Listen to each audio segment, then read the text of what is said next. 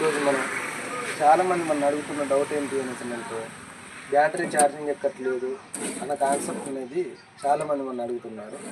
బ్యాటరీని చాలామంది కూడా ఇలా అంటే ఛార్జర్ తోటి ఛార్జింగ్ ఎక్కట్లేదు అన్న కాన్సెప్ట్ తోటి బ్యాటరీ పోయిందనేసి కొత్త బ్యాటరీ తీసుకొని రావడం, కొత్త బ్యాటరీ వేసేది, అటువంటి ప్రాబ్లమ్స్ అనేవి తెలుసుకోలేక చాలామంది నష్టపోతున్నారు. దీని మేజర్గా ఏంటి అనేసి అంటే మనం వాడుకుంటూ ఒక 2 నెలలు పక్కకు పెట్టినప్పుడు ఈ బ్యాటరీలో ఉన్న ఛార్జింగ్ మొత్తం పూర్తిగా డిశ్చార్జ్ అయిపోయింది అన్నమాట. అప్పుడు మనకి ఈ పంపుతో వచ్చిన ఛార్జర్ అనేది సపోర్ట్ చేయలేదు దీనికి. కాబట్టి కంపల్సరీగా మీరు ఏ మెకానిక్ దగ్గరికి పోయి నష్టపోకుండా ఇటువంటి మల్టీ ఛార్జర్ అనేది ఒకటి ఉంది. కొంతమంది మెకానిక్ దగ్గర ఇటువంటి మల్టీ ఛార్జర్, పెద్ద ఛార్జర్ తోటి ఒక్కసారి ఛార్జింగ్ పెట్టించుకొని ఆ తర్వాత మీకు ఎన్ని పంపులకు వస్తుంది, లేకపోతే నడుస్తుందా నడవట్లేదా, ఎక్కుతుందా ఎక్కట్లేదా అనేసి గమనించిన తర్వాతనే మీరు బ్యాటరీ పోయిందనేసి డెసిషన్ తీసుకోండి. అంతవరకు మాత్రం ఎటువంటి అనవసరమైన డెసిషన్స్ తీసుకొని బ్యాటరీలు మాత్రం మార్చేసుకోకండి.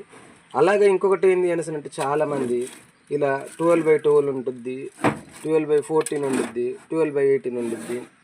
ఇటువంటి బ్యాటరీలు అనేవి చాలామంది అడుగుతున్నారు కదా, ఇవేంటి అసలు ఏంది అనేసి అని అంటున్నారు.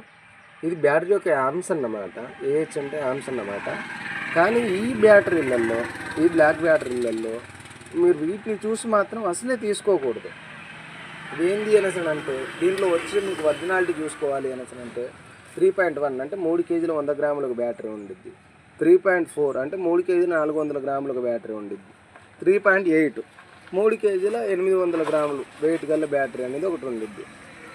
ఇలాంటి మీరు వెయిట్ చూసి తీసుకోండి, కానీ మీరు ఎక్కడా కూడా ఇట్లా దీంట్లో యామ్స్ అని రాసి ఉండిద్ది, 12/14 అని ఉండిద్ది, 12/18 ఉండిద్ది, ఇవి చూసి మాత్రం కంపల్సరీగా మోసపోతాను.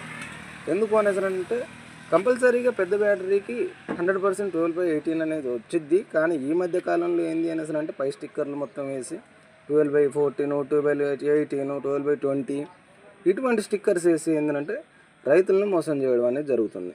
అందుకే 100% మీరు బ్యాటరీ తీసుకునే ముందు అవసరమైతే వెయిట్ చెక్ చేసుకొని అయినా కానీ బ్యాటరీని అయితే తీసేసుకోండి. అలా తీసుకున్నప్పుడు మీకు బ్యాటరీ అనేది క్వాలిటీగా ఉంటుంది, ఇంకా కొంతకాలం ఎక్కువ అనేది ఆగిద్ది.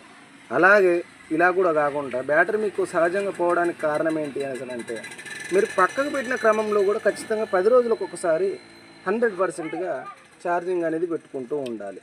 లేదు అనేసి అంటే మాత్రం బ్యాటరీ 100కి 80% పోయే అవకాశాలు ఉంటాయి.